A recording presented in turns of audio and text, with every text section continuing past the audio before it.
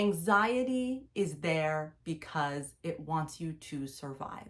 What or who would want you to survive if it didn't love you?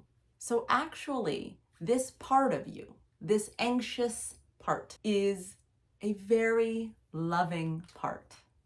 It doesn't mean it's loving you in the right way. It doesn't mean it's loving you in a way that is allowing peace of mind. It's not.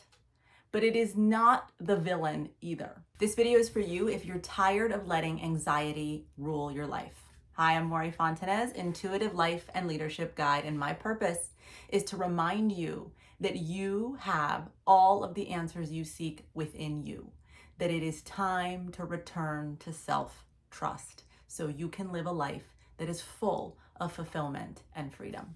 You know, I am someone who, despite teaching all that I teach about intuition and presence and mindfulness, struggles with anxiety almost daily.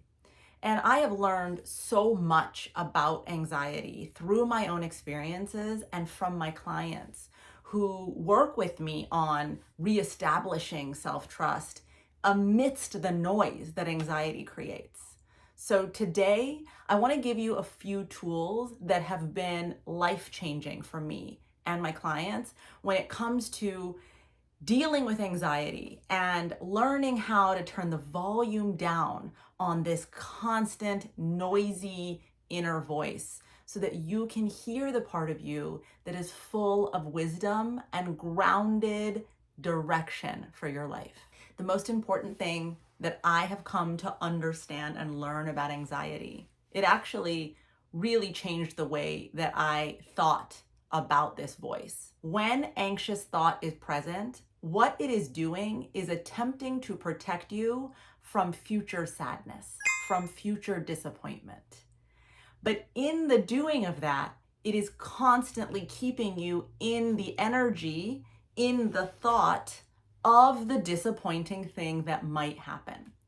And for those of you that have struggled with anxiety, you'll relate when I say this. The pain and suffering that comes with that constant focus on the potential for disappointment and sadness, that constant focus actually is more draining and painful than the heartbreak itself when and if it shows up. I'm going to prove it to you right now. Think about something in your life that really hurt, that maybe came out of nowhere and disappointed you or surprised you in not the best way. I can think of one right now. How long did the pain of that thing last? And I'm not saying that the answer needs to be instant, but how long? When you actually allowed yourself to feel sad, heartbroken, disappointed, rejected, how long did those feelings actually last? Now, for those of you that struggle with anxiety, I want you to think about how long you have been worrying about feeling those feelings again. What is the time difference? For me, the feeling of pain and sadness when it actually occurs is a lot more intense, but it lasts for a shorter period of time. Think about it like a thunderstorm. It shows up, it is loud and noisy and frightening, and then it passes. Those are the feelings inside of us when we allow ourselves to feel them. It's like a thunderstorm.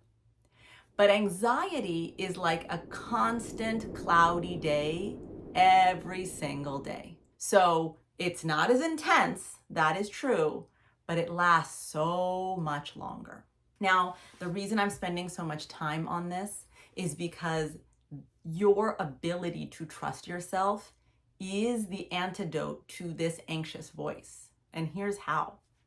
When you believe that you, in the past, have had the resilience to withstand that thunderstorm, to feel the pain and heartbreak, and that you're still standing, and I'm willing to bet better for it, stronger, wiser, clearer than you were before the difficulty. when you understand your ability, your resilience is there, constantly showing up for you no matter what, it acts as a wall against this anxious thought.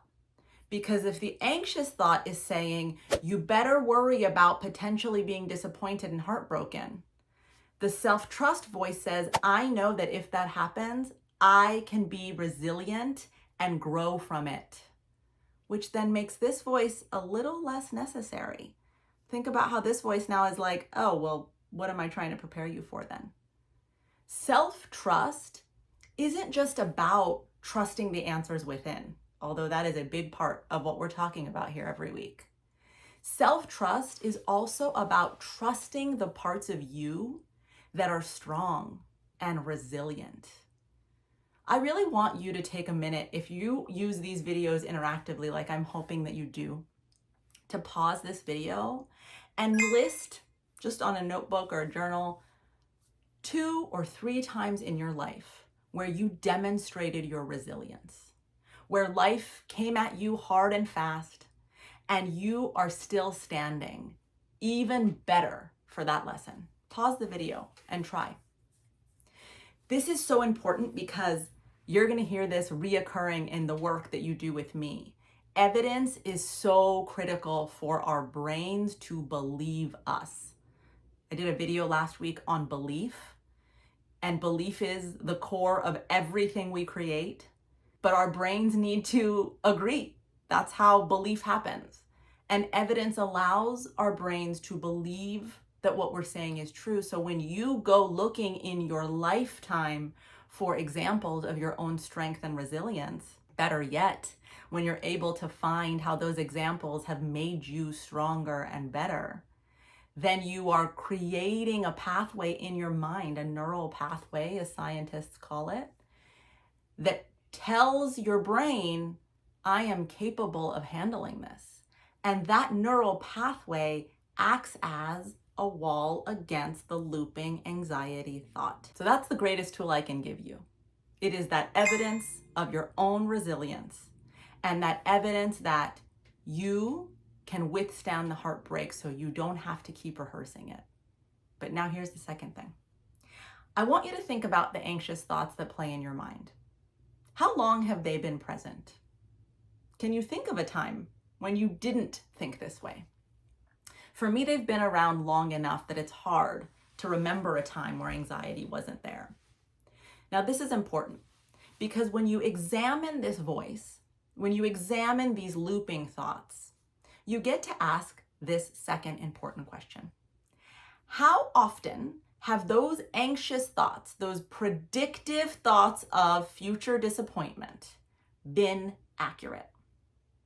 How often has the thing you've worried about actually come to pass? I'm not saying the answer is never. You might come up with examples, but how often? For me, it's usually 10% of the time, if not less. Now, why is this important? Because this second piece of evidence helps you to discern whether your anxiety is projecting an illusion and a fear, or actually trying to get your attention about something really important. This is where the work of understanding intuition is so critical. Your intuition is the aspect in you that is going to very calmly get your attention when you need to go left instead of right, when you need to make a decision that is going to maybe keep you from harm or heartbreak. Your intuition will do that, but it does it in a very grounded, clear, and calm way. It does not loop the way anxiety does. When you begin to discern between the two, what you notice is those looping thoughts generally are not predictive. The grounded thought, the knowing thought, is generally the predictive thought. So use that tool when you're trying to discern whether to believe your anxiety or not.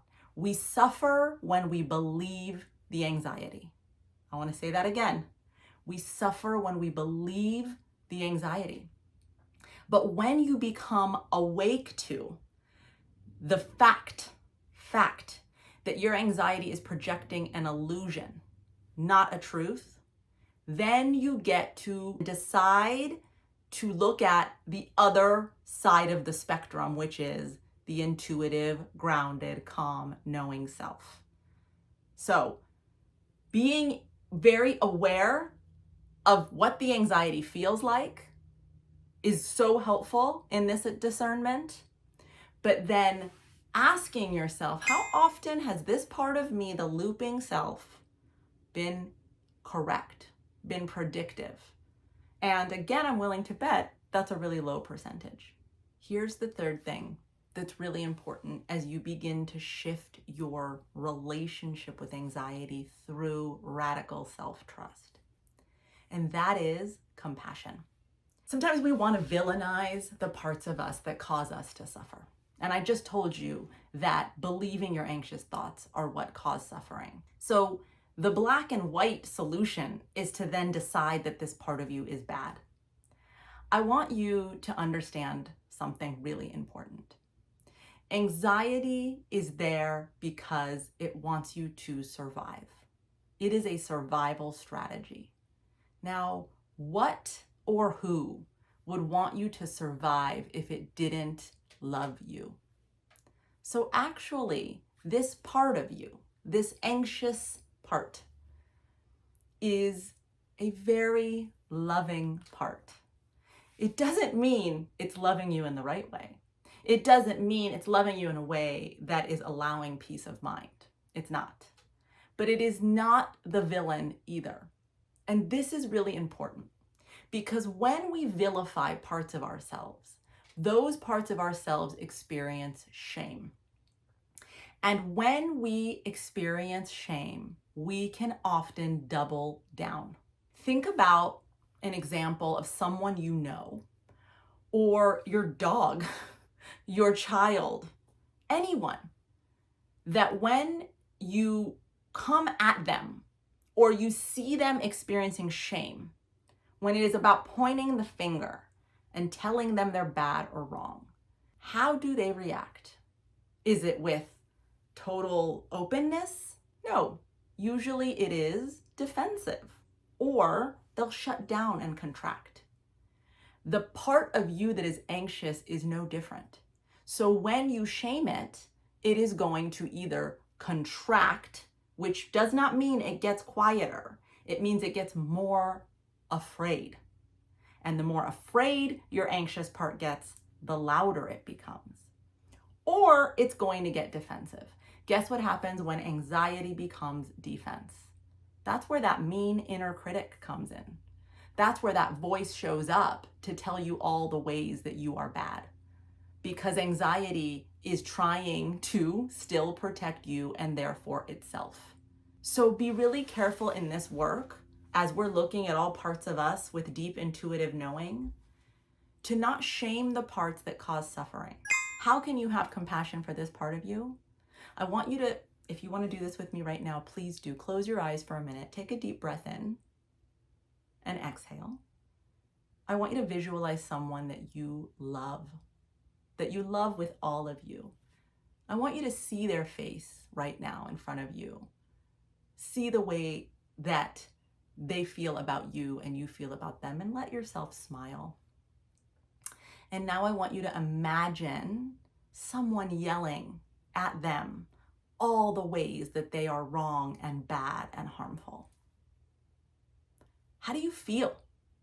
What do you want to do for this person? My guess is that you want to protect them. What might you say to this person when they are feeling bad about themselves?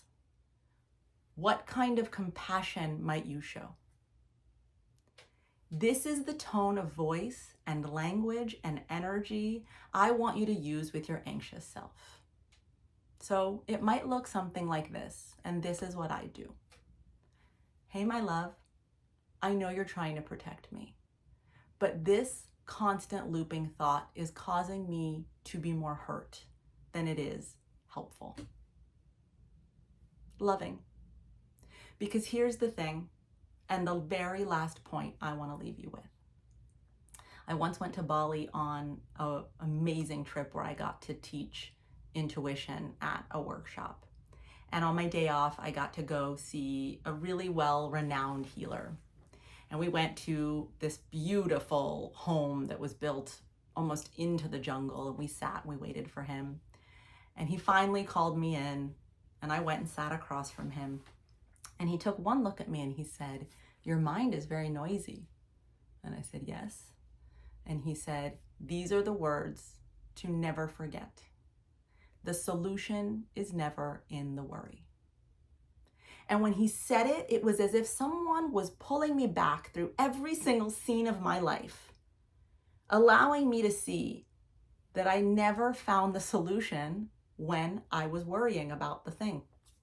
I only found the solution when I was calm, when I was in a place of believing in myself. And this is where self-trust comes in. You need to help your anxious mind understand that you are the most powerful resource available, that you generate solutions, that you have ideas that are good and that work and that allow you to not only survive, but to thrive. And so that as long as you are around, this little anxious self doesn't have to work so hard because you trust that you have it under control. I wish you so much luck in discerning these two things, because this will be life-changing for you in your relationship with anxiety. This one was personal today. I am telling you everything that I've had to navigate to. So just know that everything I teach, I am walking right alongside you, not ahead of you, not above you. I experience it too. I hope this was helpful. If it was, subscribe at the link here, and I'll be back again next week with another video on how you can learn to trust yourself fully.